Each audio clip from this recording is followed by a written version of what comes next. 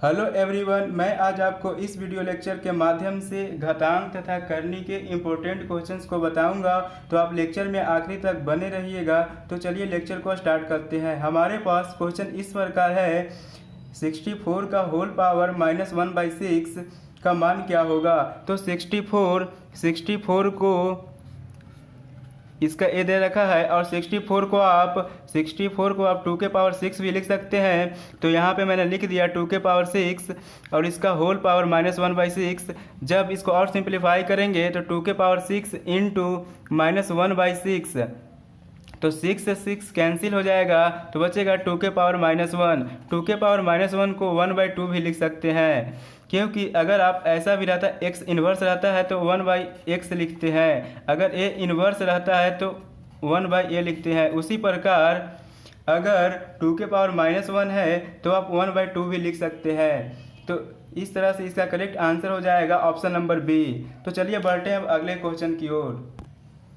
0.00032 इसका whole power 0.6 है, तो इसका मान ज्ञात करें। तो चलिए 0.00032 को आप इस फॉर्म में भी लिख सकते हैं, 32 डिवाइडेड बाई 100,000।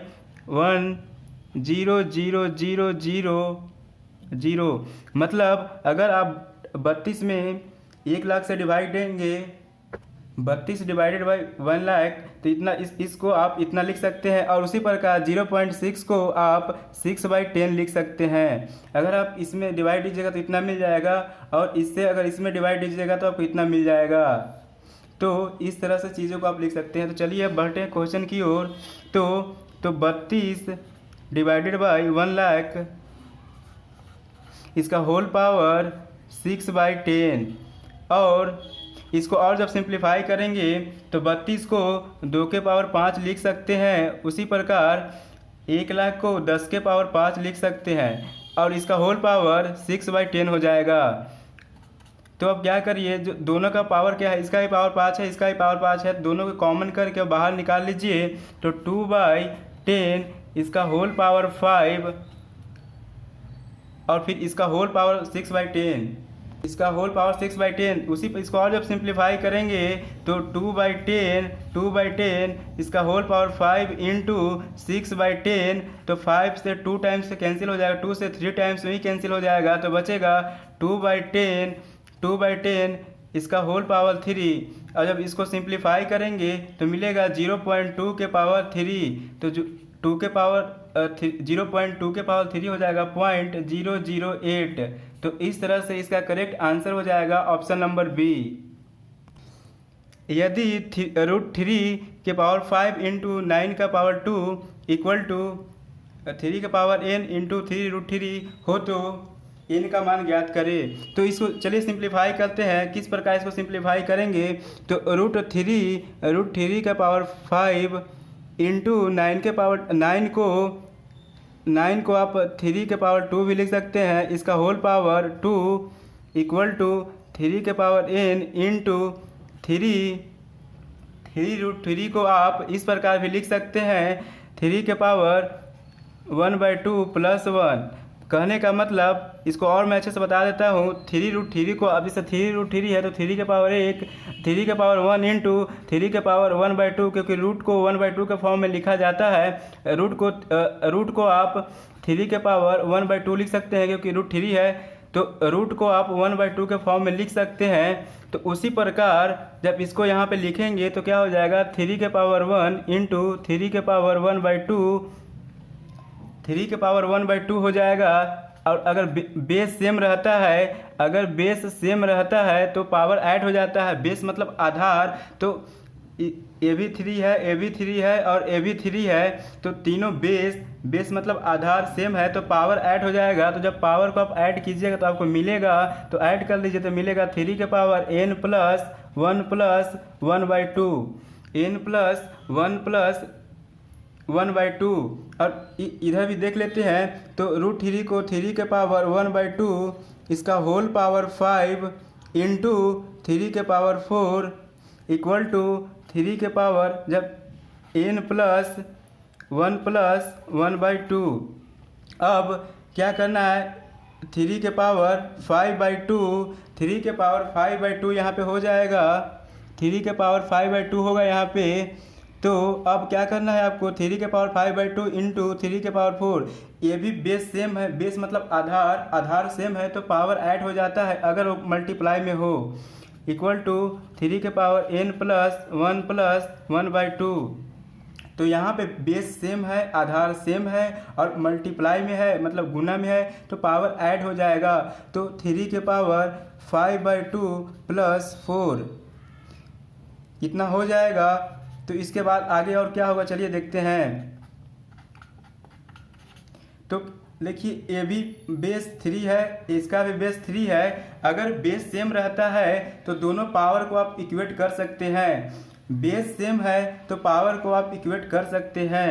तो यहाँ पे हो जाएगा 5/2 plus 4 equal to n plus 1/2। तो इसको आप सिंप्लीफाई करेंगे तो आपको मिलेगा, इसको करके देख लीजिए कितना आता है, 5 + 8 divided by 2 equal to 2n plus 3/2। तो 2 से 2 कैंसिल हो जाएगा, बचेगा 13 इक्वल टू 2n प्लस 3। तो जब इसको इसके साइड ले आएंगे तो बचेगा 2n equal to 10, 2n equal to 10।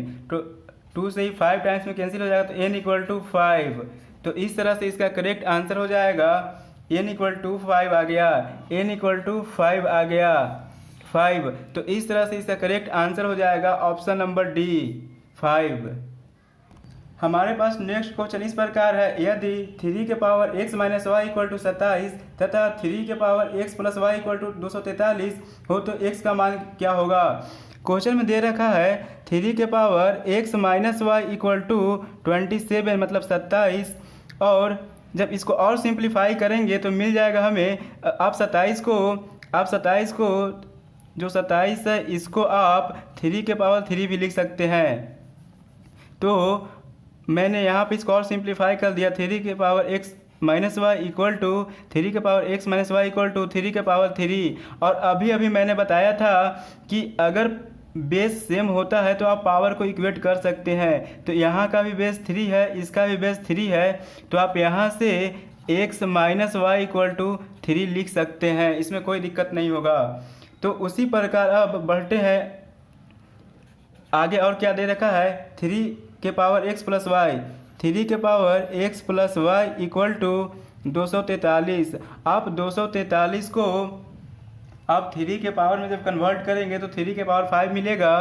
तो 3 के power x plus y equal to 3 के पावर 5। आप 3 के पावर 5 को जब ब्रेक करेंगे तो 243 मिल जाएगा।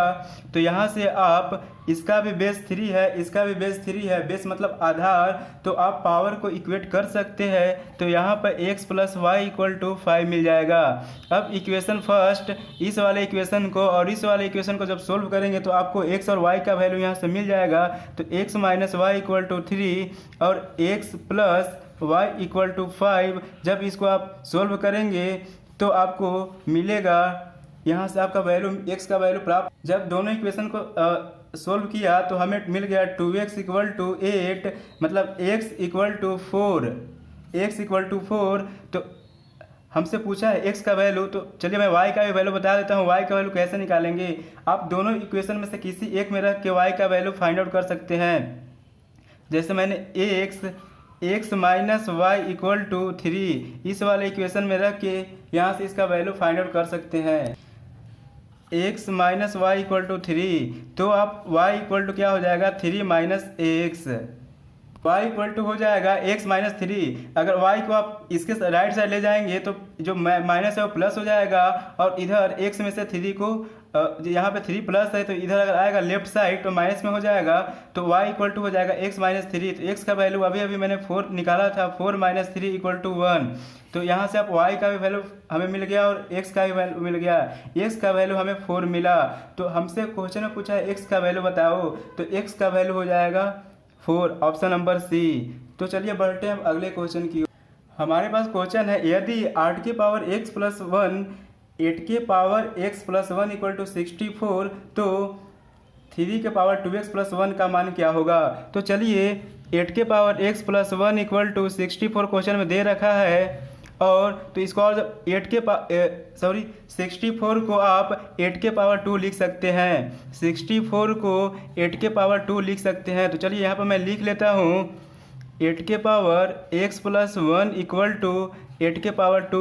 64 को आप 8 के पावर 2 लिख सकते हैं, इसमें कोई दिक्कत नहीं होगा क्योंकि दोनों का बेस सेम है। अगर बेस सेम रहता है, बेस मतलब आधार सेम रहता है, तो दोनों के पावर को आप इक्वेट कर सकते हैं। तो यहाँ से आपको मिल जाएगा x प्लस 1 इक्वल टू 2। तो जब इसको आप सिंप्लीफाई करेंगे तो x इक्वल टू मिलेगा 2 माइनस 1 इक्वल टू 1, मतलब x का वैल्यू आपको 1 मिल गया।